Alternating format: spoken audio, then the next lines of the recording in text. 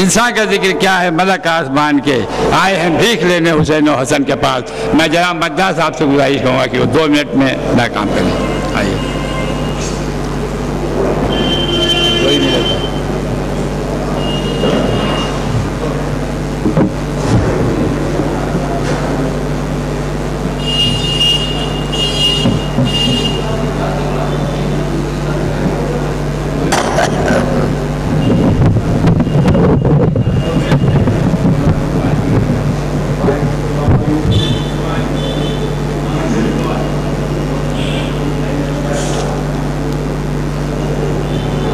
بخشش کے لیے کافی ہے تعظیم علم کی، بیکار نہ جائے گی تری دید انم کی۔ سینے پہ جو ماتم سے نشان پڑتے ہیں مداح، وہ داغ نہیں مہر ہے شبیر کے غم کی۔ نعرہ سلوات پڑھیے آپ حضرت، مہر بھی لگے پھر بھی نہیں۔ یہ بھائی یہ کیا ہو رہا ہے، اس کو تمام میں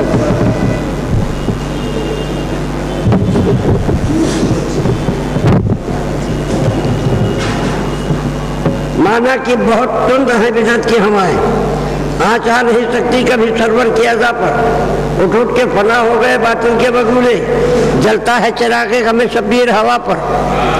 نعرہ سلوات پڑھیے، جو 3 شعر ملاحظہ کر رہے ہیں۔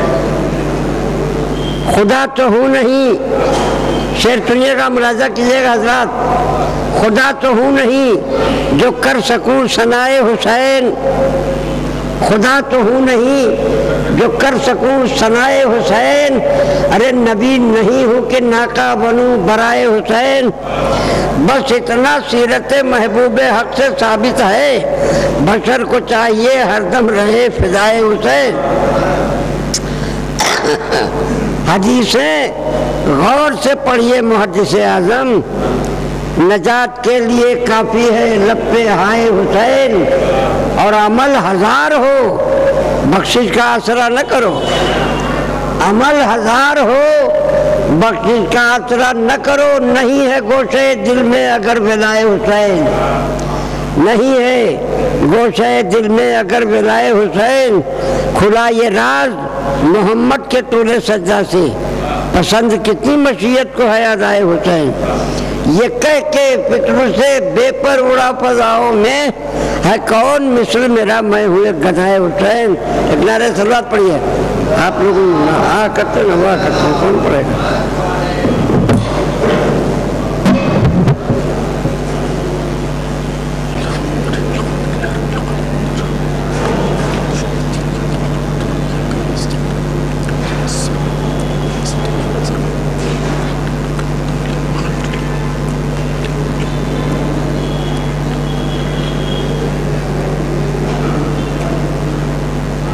لا حول ولا قوة إلا بالله العلي العظيم، حسبنا الله ونعم الوكيل، نعم المولى ونعم النصير۔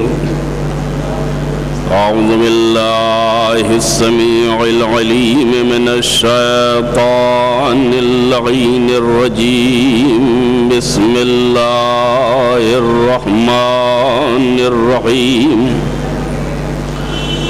الحمد لله رب العالمين، والعاقبة للمتقين، والجنة للموحدين، والنار للعاصين، والصلاة والسلام والتحية والإكرام على النبي الأمي العربي القرشي المكي المدني،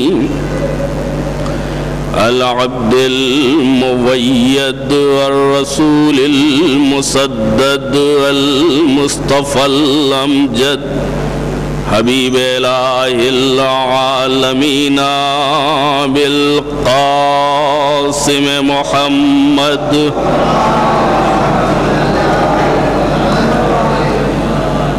وآلہ الطیبین الطاہرین المعصومین المظلومین الذین ذهب اللہ عنہم الرجس وطہرہم تطہیرا.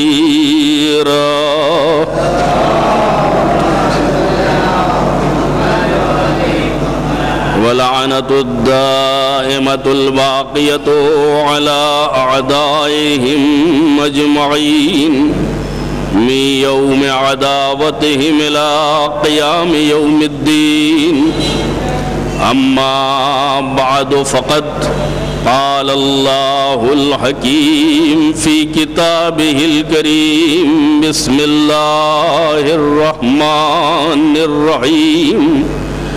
وَمَنْ يَبْتَغِ غَيْرَ الْإِسْلَامِ دِينًا فَلَنْ يُقْبَلَ مِنْهُ وَهُوَ فِي الْآخِرَةِ مِنَ الْخَاسِرِينَ. صلوات.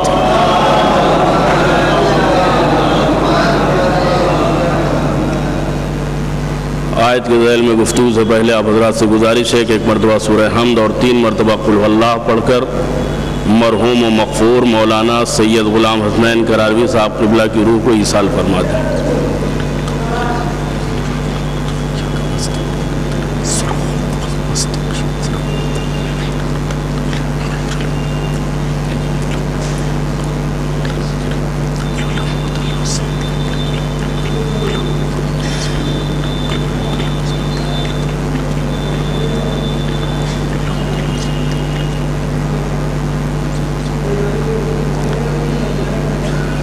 صلوات پڑھیں محمد و آل محمد.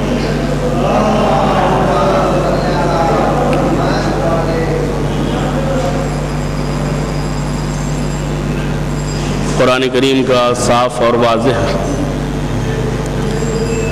بیان یہ ہے کہ اگر کوئی شخص اسلام کے علاوہ کسی اور دین کا خواہش مند ہوگا تو اس سے وہ دین قبول نہ کیا جائے گا. من یبتغی غیر الاسلام دینا، جو شخص کسی اور دین کا پابند بن کر کے خدا کی بارگاہ میں آئے گا اسلام کے علاوہ، فلن یقبل منہ، تو کبھی بھی وہ دین اس سے قبول نہ کیا جائے گا. وَهُوَ فِي الْآخِرَةِ مِنَ الْخَاسِرِينَ، اور وہ آخرت میں یقیناً گھاٹا اٹھانے والوں میں شمار ہوگا. خداوند عالم کائنات میں انسان کی منظم زندگی اور بااصول حیات کے لیے ایک قانون کا انتظام اسلام کے نام سے فرماتا ہے، اور دوسری آیت میں ارشاد ہوتا ہے ان الدین عند اللہ الاسلام، دین صرف اسلام ہے. اللہ کی نگاہ میں دین صرف اسلام ہے اور کوئی بھی دین نہیں ہے. اور اس کی وجہ یہ ہے کہ خدا نے اسلام کو ہمارے عمل کے لیے، ہماری نجات کے لیے اور ہماری فلاح و بہبود کے لیے بھیجا. یہ دین صرف آخرت کا دین نہیں ہے، یہ دین دنیا کا بھی دین ہے اور آخرت کا بھی دین ہے. اس لیے کہ اگر اسلام میں دنیا کی کوئی گنجائش نہ ہوتی تو اسلام دنیا کو مزرع آخرت نہ قرار دیتا، بلکہ یوں کہا جائے کہ آخرت ملتی ہی ہے دنیا کے ذریعے سے. دنیا مقدمہ ہے، آخرت نتیجہ ہے. اگر انسان آخرت تک پہنچنا چاہتا ہے تو دنیا کے ذریعے سے پہنچے گا، اب یہ وسیلہ امتحان ہے کہ جس کو خدا نے ذریعہ بنایا ہے، کون اسے مقصد بنا لیتا ہے اور کون اسے ذریعہ بنا کر کے آگے گزر جاتا ہے۔ جنہوں نے دنیا کو مقصد بنا کے بستر لگا دیا وہ ناکام ہو گئے، اور جنہوں نے اس کو وسیلہ بنا کر کے اپنی آخرت کا انتظام کر لیا وہ دنیا میں بھی کامیاب ہوئے، آخرت میں بھی کامیاب ہو گئے۔ صلوات پڑھیں محمد و آل محمد۔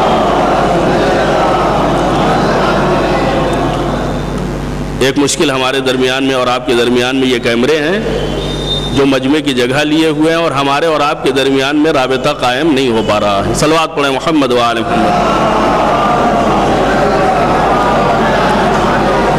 بھئی یہ لائٹ بند کر دو، جتنی ہے بہت ہے۔ تو اسلام اس قانون اور اصول کا نام ہے جسے خدا نے بھیجا ہے، اور خدا یہ چاہتا ہے جو ہم نے بھیجا ہے وہی مانو اور اسی کے اوپر عمل کرو، اس لیے کہ تم قانون بنانے کی صلاحیت نہیں رکھتے۔ اگر صلاحیت رکھتے ہوتے تو ہم نے تمہارے لیے خود قانون نہ بنایا ہوتا۔ نہ تم قانون بنا سکتے ہو، نہ قانون کے ذمہ دار بنا سکتے ہو، نہ قانون بنانے والا خدا بنا سکتے ہو، لہذا تمہاری عافیت اسی میں ہے کہ جو کچھ ہم نے بنا کے بھیجا ہے، جو کچھ ہم نے تمہارے لیے سنوار کے بھیجا ہے اسی کو مانتے رہو۔ اور اس بات کو یاد رکھو کہ ممکن ہے دنیاوی زندگی میں تھوڑی سی حیات ایسی مل جائے جسے دوسروں کی نگاہ میں کامیاب کہا جا سکے، لیکن ایک بات یاد رکھنا، کامیابی دنیاوی کامیابی نہیں ہے، کامیاب اسے کہتے ہیں کہ جو آخرت میں کامیاب ہوتا ہے۔ اگر دنیا کی تھوڑی سی پریشانی انسان کی زندگی میں آ بھی جائے لیکن آخرت اگر کامیاب ہو جاتی ہے تو یہ تھوڑی سی درد بھری زندگی کا اثر انسان کی زندگی کے اوپر نہیں پڑتا ہے۔ آخرت نے کامیاب ہو کر کے بتایا کہ تم دنیا میں بھی کامیاب تھے، آخرت میں بھی کامیاب ہو، لیکن اگر کسی کی آخرت ناکام ہو جائے، اگر کوئی آخرت کے اعتبار سے ناکام ہو جائے تو سب کی نگاہ میں تو کامیاب ہو سکتا ہے لیکن خدا کی نگاہ میں کامیاب نہیں ہو سکتا۔ خدا نے کیا کہا کہ اگر تم اسلام کے علاوہ کوئی اور دین لے کے آؤ گے، اگر تم قانون الہی کے علاوہ کوئی اور قانون لے کے آؤ گے، فَلَن يُقْبَلَ مِن، لفظ لن استعمال ہوا ہے جو ہمیشہ کی تابید کے لیے ہے، ہمیشہ کی نفی کے لیے ہے، یعنی ہرگز ہرگز لن ترانی یا موسیٰ، تم خدا کو کبھی نہیں دیکھ سکتے ہو، یعنی کوئی بھی زمانے کا ایسا لمحہ آ ہی نہیں سکتا جس میں خدا قابل رؤیت ہو، یعنی کبھی بھی ممکن نہیں ہے۔ فَلَن يُقْبَلَ مِنْهُ، جو بھی قانون لے کے آؤ گے یہ تمہارا قانون ہے، ہماری بارگاہ میں قبول نہیں ہوگا۔ ہاں ہمارے قانون پر عمل کر کے آؤ گے تو ہم اسے قبول کریں گے۔ تو پتہ یہ چلا کہ اسلام آیا ہے لوگوں کو قانون کا پابند بنانے کے لیے، لوگوں کو اسلام کا پابند بنانے کے لیے، قانون اور اصول کا پابند بنانے کے لیے۔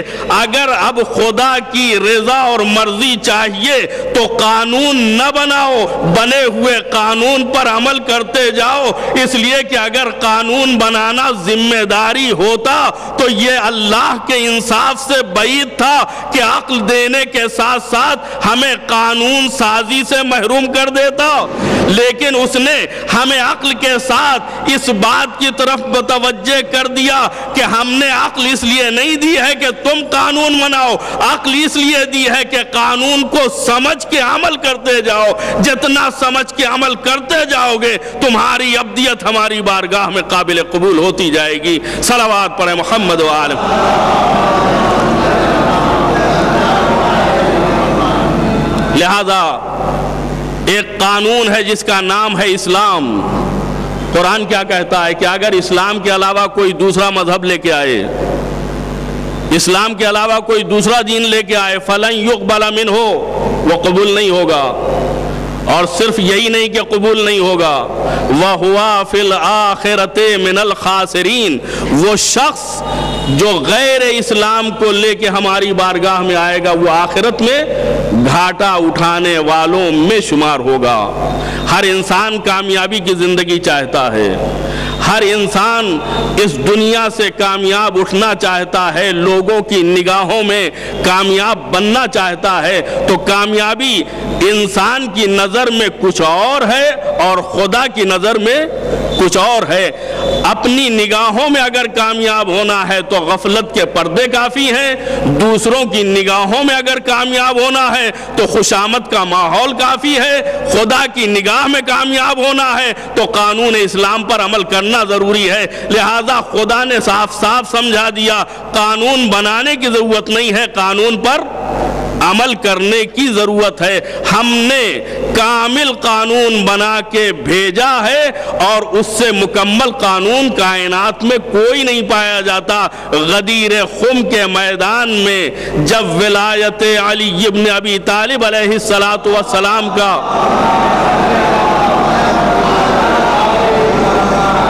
اعلان ہو گیا تو قرآن کی آیت آتی ہے الیوم اکملت لکم، جو قانون ہم نے بنایا تھا آج وہ کامل ہو گیا، جو ہم نے نظام تمہارے حوالے کیا تھا وہ آج مکمل ہو گیا۔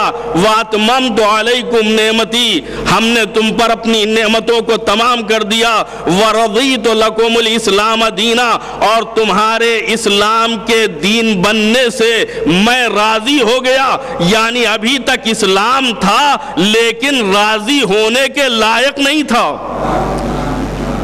اسلام تھا لیکن خدا اس سے راضی نہیں تھا۔ کیوں راضی نہیں تھا؟ اس لیے کہ اسلام نامکمل تھا۔ جب تک اسلام نامکمل رہے تو خدا اپنے دین سے ناراض ہوتا ہے، راضی نہیں ہوتا۔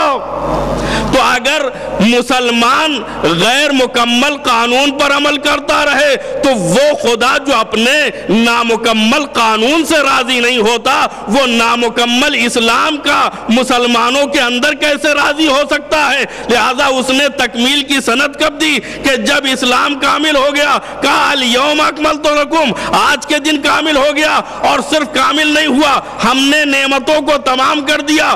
ورضیت لکم الاسلام دینا، اور ہم اسلام سے راضی ہو گئے۔ اسلام وہ قانون ہے جسے خدا نے بھیجا تھا، اسلام وہ نظام ہے جسے مالک حقیقی نے نازل کیا تھا، یعنی خالص قانون ہے خدا کا۔ لیکن جب تک مکمل نہ ہو جائے، جب تک مکمل نہ ہو جائے، خود قانون والا راضی نہیں، تو جب قانون والا اپنے قانون سے راضی نہیں ہے تو قانون پر نامکمل طریقے سے عمل کرنے سے مسلمان سے کیسے راضی ہو سکتا ہے؟ صلوات پڑھیں محمد و آل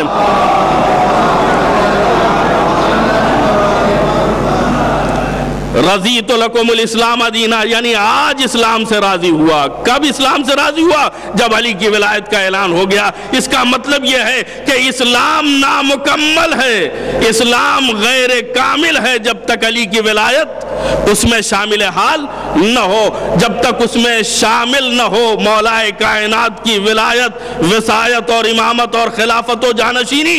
اسلام کیا کہتا ہے؟ قرآن کیا کہتا ہے؟ کہ ابھی تک اسلام کامل نہیں ہوا تھا، آج کے دن راضی ہوا۔ اسلام، عالم اسلام کی ذمہ داری ہے کہ وہ تلاش کرے اور ڈھونڈے کہ آج کون سا ایسا کام ہوا کہ جس نے اسلام کو کامل بنا دیا، آج کون سی ایسی بات ہوئی کہ جس نے اسلام کو مکمل کرا دیا، جس نے نعمتوں کو تمام کر دیا، جس نے اللہ کی رضا کو حاصل کر لیا۔ یا اللہ کی رضا اگر تھوڑی سی بھی مل جائے تو رضوان من اللہ اکبر کی سند پاتی ہے۔ اس کا مطلب یہ ہے کہ اللہ کی رضا اسی وقت حاصل ہوتی ہے جب اسلام کامل ہوتا ہے، اور دین اس وقت تک کامل نہیں ہوتا جب تک کہ علی کی ولایت کا اعلان نہ ہو جائے۔ اگر خود سے اللہ کو راضی رکھنا ہے، اگر اپنے سے مولا کائنات کو راضی رکھنا ہے تو اس ولایت کو بہرحال تسلیم کرنا پڑے گا، ورنہ نہ خدا اسلام سے راضی ہوگا نہ مسلمان سے راضی ہوگا۔ صلوات پڑھیں محمد و آل۔ یہ قانون اسلام، جس کو خدا نے مکمل اعتبار سے نازل کیا ہے، نہ اس میں کچھ گھٹانے کی ضرورت ہے نہ بڑھانے کی ضرورت ہے۔ گھٹانا اس بات کی علامت ہے کہ خدا نے ناقص بھیجا تھا، ہم اسے کامل کر رہے ہیں۔ بڑھانا اس بات کی علامت ہے کہ خدا نے اسے ناقص بھیجا تھا، ہم اسے کامل کر رہے ہیں۔ اور گھٹانا اس بات کی علامت ہے کہ خدا نے کچھ اضافی چیزیں، غیر ضروری چیزیں شامل کر دی ہیں، ہم اسے ایڈٹ کر رہے ہیں۔ دونوں اعتبار سے خدا پر اعتراض ہے۔ اگر ہمیں خدا کی بارگاہ میں اپنے دین کے ساتھ پیش ہونا ہے تو نہ ہمیں اسلام میں کچھ اضافہ کرنا ہے نہ اسلام میں کچھ کمی کرنا ہے۔ اسلام آیا ہے ہماری سماجی حیثیت کو سدھارنے کے لیے، دینی، مذہبی اور علاقائی مسائل کو حل کرنے کے لیے، لیکن مشکل یہ ہے کہ وہ اسلام کے جو ان تمام مسائل کو حل کرنے کے لیے آیا تھا، وہ اسلام ہمارے مسائل کو حل نہیں کر پا رہا۔ آخر وہ کیا وجہ ہے کہ جس اسلام نے امن و سلامتی کا پیغام دیا تھا، خود اسلام کے نام میں اسلام کا پیغام پوشیدہ ہے۔ اسلام یعنی صلح، اسلام یعنی سلامتی، اسلام یعنی مروت، اسلام یعنی اخوت، اسلام یعنی انسانیت، اسلام یعنی برادری، اسلام یعنی مساوات۔ یہ ساری چیزیں اسلام میں پائی جاتی ہیں، تو آخر مسلمان میں یہ چیزیں کیوں نہیں پائی جاتی؟ آج کا مسئلہ صرف یہی ہے کہ لوگوں نے برائے نام اسلام لیا ہے۔ اسلام سے وہ چیزیں چن لی جاتی ہیں جو ہمیں پسند ہوتی ہیں، اور وہ چیزیں چھوڑ دی جاتی ہیں جو ہمارے لیے ناگوار ہوتی ہیں۔ اسلام ایک مکمل قانون حیات کا نام ہے، ایک مکمل نظام اور ضابطۂ زندگی کا نام ہے۔ اسلام انسانی زندگی کو دنیا و آخرت کے اعتبار سے سدھارنے کے لیے آیا تھا، بشرطے کہ اسے سمجھ کے اختیار کیا جاتا۔ ماہ مبارک رمضان، جو عبادتوں کا مہینہ، جو ریاضتوں کا مہینہ، جو مغفرت کا مہینہ، جس میں روح کو بالغی حاصل ہوتی ہے، نفس کا تزکیہ ہوتا ہے، انسان اپنی روحانیت کی معراج کو پاتا ہے۔ اگر دیکھتے ہیں تو ہمیں یہ دکھائی دیتا ہے کہ ماہ مبارک کا جو فائدہ ہمیں حاصل ہونا چاہیے تھا وہ حاصل نہیں ہو رہا ہے۔ وجہ کیا ہے؟ وجہ یہ ہے کہ اسلام سے جو چیز ہمیں اچھی لگی وہ ہم نے لے لی، اور جو چیز ہمیں ناگوار گزری ہم نے اسے نظر انداز کر دیا۔ اگر مکمل طریقے سے ہم نے اسلام کو لیا ہوتا، اسلام کے ایک ایک جز کے اوپر عمل کیا ہوتا، خود سے نہ بڑھایا ہوتا، خود سے نہ گھٹایا ہوتا، تو آج ہم مسلمان ہوتے، اور جب مسلمان ہوتے تو صلوات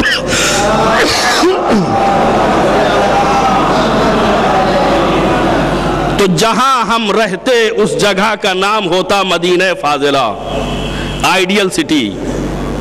لیکن ہم ممکن ہے مصلے کے لیے مسلمان ہوں لیکن پڑوسی کے لیے مسلمان نہیں ہیں۔ ممکن ہے روزے کے لیے مسلمان ہوں لیکن اپنے بھائی کے لیے مسلمان نہیں ہیں۔ حق لینے کے لیے مسلمان ہوں لیکن حق دینے کے لیے مسلمان نہیں ہیں۔ اسلام کا فائدہ جو ہمیں حاصل نہیں ہوا وہ صرف اسی بنیاد پر کہ ہم نے اسلام کو ٹکڑے ٹکڑے کر دیا ہے۔ اسلام اگر اپنے اعضاء و جوارح کے سالمیت کے ساتھ ہماری زندگی میں عمل پذیر ہوتا تو آج اسلام کا فائدہ ہمیں حاصل ہوتا، لیکن جب ہم نے اسلام کو ٹکڑے ٹکڑے کر دیا تو مردہ اسلام کسی کام کا نہیں ہے۔ مردہ اسلام نہ صرف یہ کہ ہمیں نجات نہیں دلا سکتا بلکہ اس کے مسائل ہمیں پھنسا سکتے۔ اگر ہم نے صحیح اسلام کو لیا ہوتا تو عبادتیں ہمیں انسانیت سکھاتی ہیں، ریاضتیں ہمیں انسان بناتی ہیں۔ اگر ہم نے صحیح اسلام لیا ہوتا تو ماہ مبارک رمضان کی ایک مہینے کا یہ کیمپ ایک مہینے کا یہ ہمارا درس و تدریس کا جو ایک کلاس چلتا ہے، یہ پاکیزگی اور تزکیہ نفس کے لیے خداوند عالم نے جو شب و روز معین کیے ہوئے ہیں، جب ہم اس سے باہر نکلتے تو ہم سب مل کر کے مسلمان ہوتے اور انسان ہوتے، ایک آئیڈیل زندگی کو لوگوں کے سامنے پیش کرتے۔ لیکن ہوا کیا ہے؟ وقت نہیں ہے، میں صرف اشارہ کر کے گزر جانا چاہتا ہوں کہ وہ اسلام کہ جس نے چھوٹی چھوٹی باتوں کو عبادت کے ذریعے سے واجب کر کے ہمیں انسانیت کا درس دیا ہے، ہم وہ کام تو کرتے ہیں لیکن پیغام اسلام کو نہیں سمجھتے۔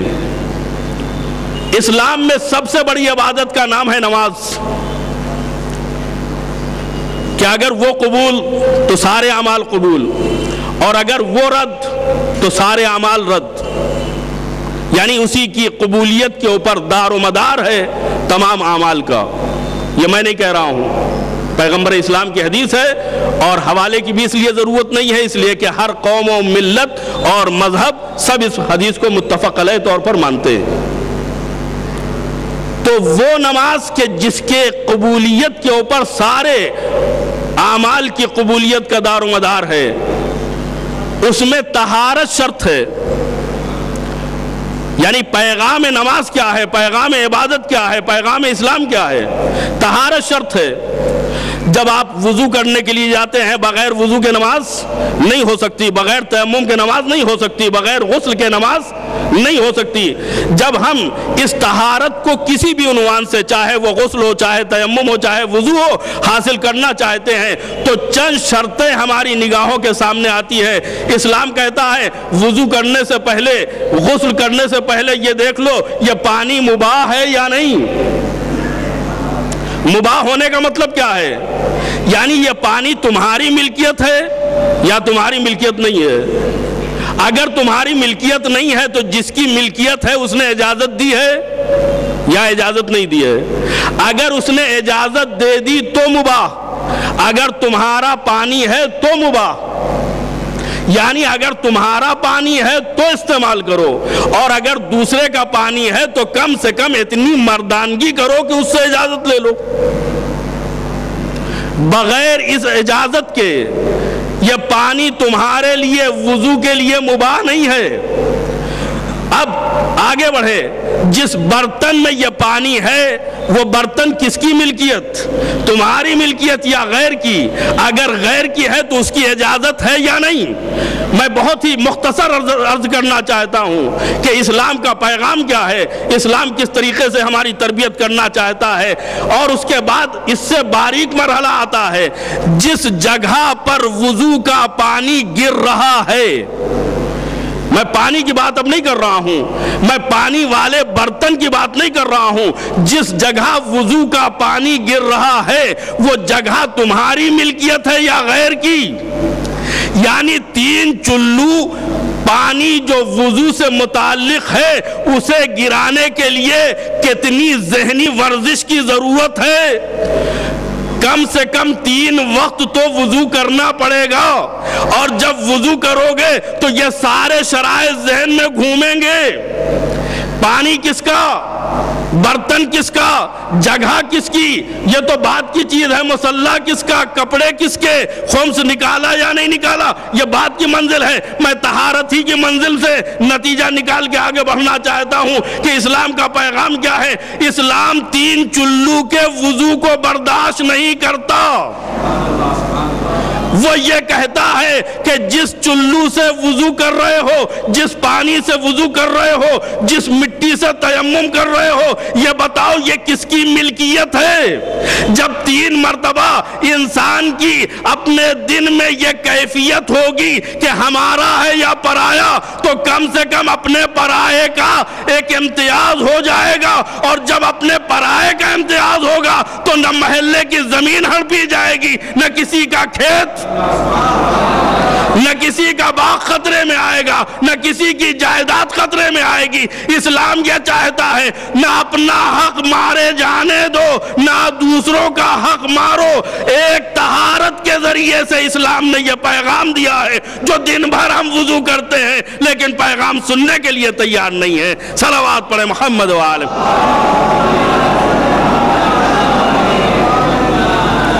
اگر ہم نے سمجھ کے وضو کیا ہوتا، اگر ہم نے وضو کی آتی ہوئی نحیف آواز کو سنا ہوتا کہ وہ خدا جو اپنی عبادت میں غصبی چیز کو برداشت نہیں کرتا، وہ ہماری زندگی میں غصب کو کیسے برداشت کرے گا؟ وہ دوسروں کی اجازت کے بغیر ان کی ملکیت میں تصرف کو کیسے برداشت کرے گا؟ یہ ایک چھوٹا سا پیغام ممکن ہے اس کو آپ مزید دوسری چیزوں میں تجزیہ کر کے حل کر سکتے ہیں، سمجھ سکتے ہیں، کوئی بہت بڑی بات نہیں ہے، صرف توجہ کی ضرورت ہے۔ اور دوسری عبادت کا نام ہے روزہ۔ روزہ کیوں واجب ہوا؟ قرآن خود کہہ رہا ہے، یا ایھا الذین آمنوا کتب علیکم الصیام کما کتب علی الذین من قبلکم لعلکم تتقون۔ یہ روزہ جو تم پر واجب کیا گیا ہے، یہ صرف تم پر واجب نہیں ہے، تم سے پہلے والوں کے اوپر بھی واجب ہوا ہے۔ لیکن ایک بات یاد رکھیے گا، تم سے پہلے والوں سے مراد لوگ نہیں ہیں بلکہ انبیاء و مرسلین ہیں۔ یعنی کسی بھی امت پر خدا نے روزہ واجب نہیں کیا تھا، پہلے انبیاء و مرسلین پر واجب کیا، اس کے بعد امت محمدیہ صلی اللہ علیہ وآلہ وسلم کے اوپر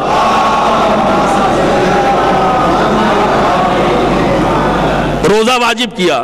یعنی ہم سے وہ کام لیا ہے جو اللہ نے انبیاء و مرسلین سے کام لیا ہے، ہمیں وہ ذمہ داری ہے جو نبیوں کو ذمہ داری سونپی تھی۔ یعنی دوسری قوموں کو روزہ رکھنے کا حق حاصل نہیں تھا، خدا نے ہم کو وہ ذمہ داری دی ہے جو نبیوں کو ذمہ داری دی تھی۔ وجہ کیا ہے؟ کیوں روزہ رکھوا رہا ہے خدا؟ لعلکم تتقون، شاید تم پرہیزگار بن جاؤ، شاید تمہارے اندر تقوی جاگ اٹھے، شاید تمہارے اندر طہارت نفس پیدا ہو جائے۔ تتقون ایک وسیع مفہوم ہے۔ آپ توجہ فرمائیں گے کہ خدا انسان کو روزے کے ذریعے سے متقی بنانا چاہتا ہے۔ یعنی پیغام پروردگار یہ ہے کہ جب ماہ مبارک تمام ہو جائے اور ہم ماہ مبارک سے باہر نکلیں تو ہماری شکل، ہماری صورت، ہمارا اٹھنا، ہمارا بیٹھنا ایک متقی اور تقوی پروردگار والے جیسا ہونا چاہیے۔ اس لیے کہ جب تک پیغام روزہ مکمل نہیں ہو سکتا جب تک ہم متقی نہیں بنیں گے۔ یہ بھوکے رہنے سے عبادت کا تعلق کیا ہے؟ عزیزان گرامی، چونکہ مجھے جلدی جلدی اپنی باتیں مکمل کرنی ہیں، لہذا ایک واقعہ ملتا ہے جناب ادریس کے سلسلے میں، اور چونکہ مہینہ عبادت کا مہینہ ہے، عام مہینوں سے زیادہ اس میں عبادت ہونی چاہیے، اگرچہ نہیں ہوتی ہے، عام مہینوں سے زیادہ عبادت ہونی چاہیے۔ اس لیے میں کہہ رہا ہوں کہ ممکن ہے عام مہینوں میں ہم مغرب اور عشاء کے درمیان میں نافلہ پڑھتے رہے ہوں، لیکن یہ افطار کا طفیل ہے کہ جو ہم سے یہ سعادت بھی چھن جاتی ہے یا ہم چھوڑ دیتے ہیں، یہ فیصلہ بعد میں ہوگا۔ تو روزہ کیوں واجب کیا گیا؟ روزے سے اور عبادت سے کیا تعلق ہے؟ غالباً جناب ادریس علیہ السلام کا واقعہ ہے کہ ان کے پاس شیطان آتا تھا، تو انہوں نے کہا تم اتنا زیادہ آتے جاتے ہو، کیا ہمارے اوپر تم کچھ کرتب بھی دکھا رہے ہو، بہکانے کی سازش وغیرہ بھی کر رہے ہو؟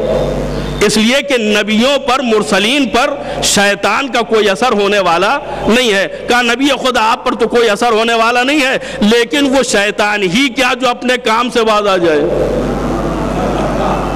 یہ انسان ہے جو کاہل ہے، جو اپنی عبادتوں کے سلسلے میں سستی کرتا ہے، لیکن شیطان اپنے وظیفے، اپنی ڈیوٹی کے بارے میں کبھی کوتاہی اور سستی نہیں کرتا۔ کہا میں آپ کے اوپر کیا کوشش کروں گا؟ کہا پھر بھی کچھ تو کرتے ہوگے؟ کہا ہاں تھوڑا بہت۔ کہا وہ کیا؟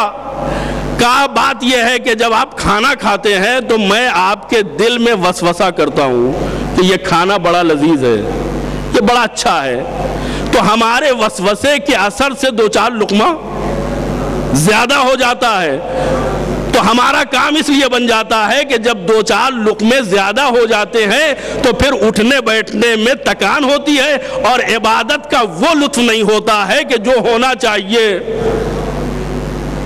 جناب ادریس فرماتے ہیں کہ میں خدا کی قسم کھا کے کہتا ہوں کہ آئندہ بھر پیٹ کبھی کھانا نہیں کھاؤں گا۔ شیطان نے کہا میں بھی خدا کی قسم کھا کے کہتا ہوں کہ آئندہ کسی سے بھی سچ نہیں بولوں گا۔ یہ واقعہ اپنی جگہ ہے، لیکن انصاف کیجئے گا کہ عام دنوں میں ہمارے کھانے کی مقدار کیا ہوتی ہے اور ماہ مبارک رمضان میں ہمارے کھانے کی مقدار کیا ہوتی ہے۔ لوگوں میں یہ مشہور ہے کہ روزہ بھوکے رہنے کا مہینہ ہے، لیکن دیکھنے والے فیصلہ نہیں کر پاتے کہ یہ بھوکے رہنے کا مہینہ ہے یا افطار کو سحر سے ملا دینے کا مہینہ ہے۔ اتنا کھایا جائے کہ انسان میں ذوق عبادت ہی نہ پیدا ہو۔ اب ظاہر سی بات ہے، یا کرکٹ کھیل کے زندگی گزارنی پڑے گی یا کیرم کھیل کر کے پوری رات گزارنی پڑے گی۔ اب نہ نماز میں دل لگنے والا، نہ تلاوت قرآن میں دل لگنے والا ہے۔ اگر تلاوت قرآن کرنا ہے تو پیٹ کو بھوکا رکھنا پڑے گا، اگر عبادت پروردگار کرنی ہے تو روزے کی لذت حاصل کرنا پڑے گی۔ میں آخری لفظوں کو آپ کے سامنے پیش کرتے ہوئے عرض کرنا چاہتا ہوں کہ جب امام حسین علیہ السلام سے پوچھا گیا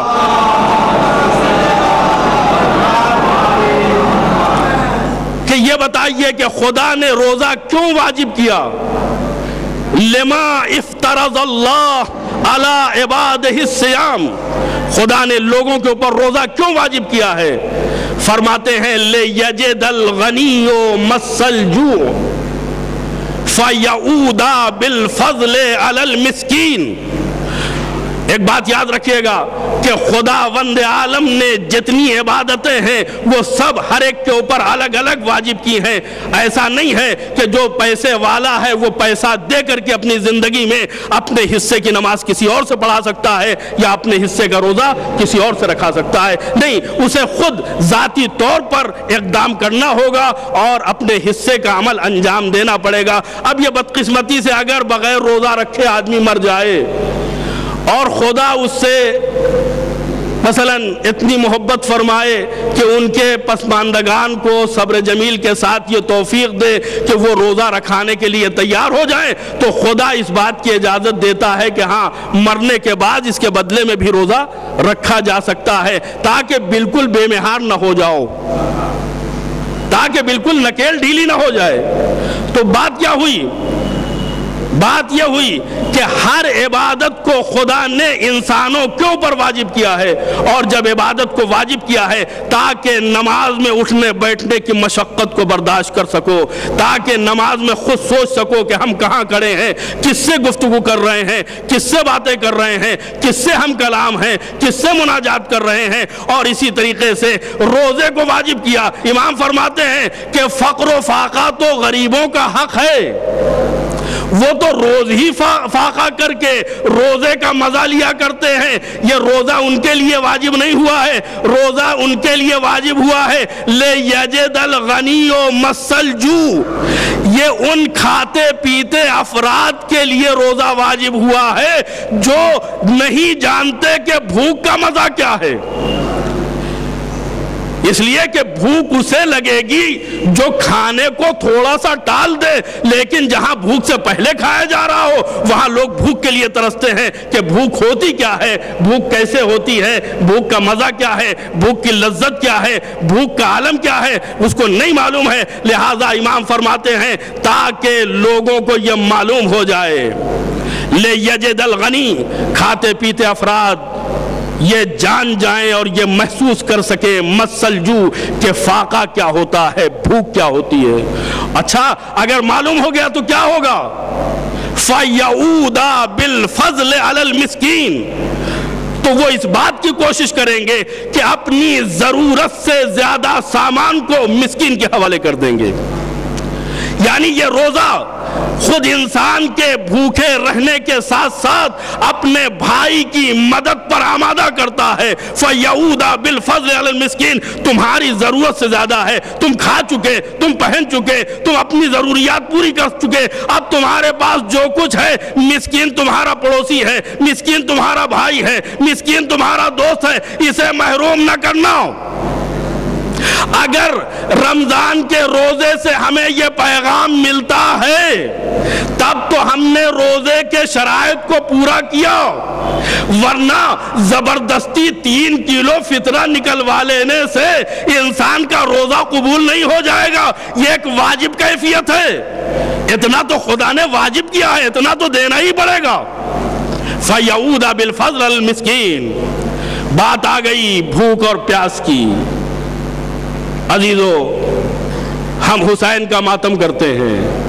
یہ روایت جو میں نے پڑھی وہ امام حسین کے تعلق سے پڑھی ہے، جس میں امام فرماتے ہیں تاکہ کھاتے پیتے شخص کو یہ معلوم ہو جائے کہ فاقہ کیا ہوتا ہے، بھوک کی لذت کیا ہوتی ہے۔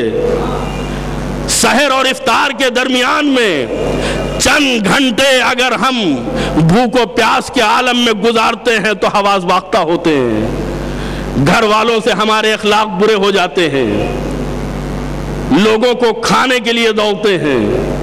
لیکن 3 دن کی بھوک و پیاس میں حسین غریب نے جو پیغام دیا، آج جس نماز کو ہم پڑھنے کے لیے اکٹھا ہوئے، جس روزے میں ہم اپنے پاکیزہ لمحات کو گزار رہے ہیں، یہ اسی حسین کے ایثار اور انہی کی قربانی کا نتیجہ ہے۔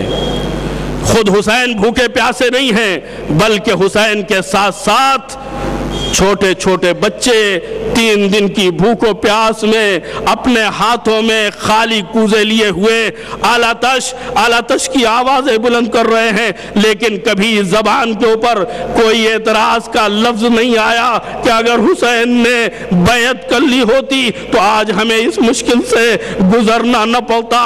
عزیزو، حسین نے قربانی کی انتہا کر دی، ایثار و قربانی کی منزلوں کو آخری حد تک پہنچا دیا۔ ایک منزل وہ آتی ہے کہ جب خیمے کے در پہ آ کے کھڑے ہوتے ہیں، آواز دیتے ہیں، زینب تمہیں آخری سلام، ام کلثوم تمہیں آخری سلام، رقیہ، رباب، سکینہ تمہیں آخری سلام، اور جب سلام کر کے گزرنا چاہتے ہیں، بیویوں نے آگے بڑھ کے حلقہ بنا لیا۔ مولا کس کے سہارے چھوڑ کے جا رہے ہیں؟ آقا کس کے بھروسے چھوڑ کے جا رہے ہیں؟ ایک مرتبہ اپنے حلقے سے گزارنا چاہا، راوی کہتا ہے خیمے کا پردہ بار بار اٹھتا تھا اور بار بار گر جاتا تھا۔ ایک مرتبہ حسین کسی طرح خیمے سے باہر نکلے تو انداز یہ تھا کہ جیسے کسی بھرے گھر سے کسی جوان کا جنازہ نکلتا ہے۔ حسین نکلے، فنظر یمینا و شمالا، داہنے بائیں دیکھا، آگے پیچھے دیکھا، حبیب نہیں دکھائی دیے، زہیر نہیں دکھائی دیے، عباس نہیں دکھائی دیے۔ حسین کی بے کسی کو زینب نے محسوس کیا۔ جب زینب کے کانوں میں آواز آئی یا ابطال الصفا و یا فرسان الحجہ، زینب نے خیمے سے باہر قدم نکالا، آواز دی بھیا بھیا، اگر عباس نہیں ہے، اگر علی اکبر نہیں ہے، اگر قاسم نہیں ہے، اگر اون و محمد نہیں ہے، ابھی زینب زندہ ہے۔ آگے بڑھ کے زینب نے ایک ہاتھ سے بازو پکڑا، دوسرے ہاتھ سے رکاب تھامی، حسین کو سوار کر دیا۔ میں آواز دوں گا، اے زینب، ارے تم نے اپنے بھائی کو سوار کر دیا، لیکن مقتل میں جب حسین پشت فرس پر ڈگمگائیں گے تو انہیں سہارے کی ضرورت پڑے گی۔ کون آگے بڑھ کے سہارا دے گا؟ ممکن ہے زینب اولیاء مقام ارشاد فرمائے میں نے سوار کر دیا، اماں لہر سے آئیں گی، آغوش پھیلا کے بیٹھیں گی، اے میرے حسین میری گودی میں آ جا، تیرا سر کٹے تو میری آغوش میں کٹے۔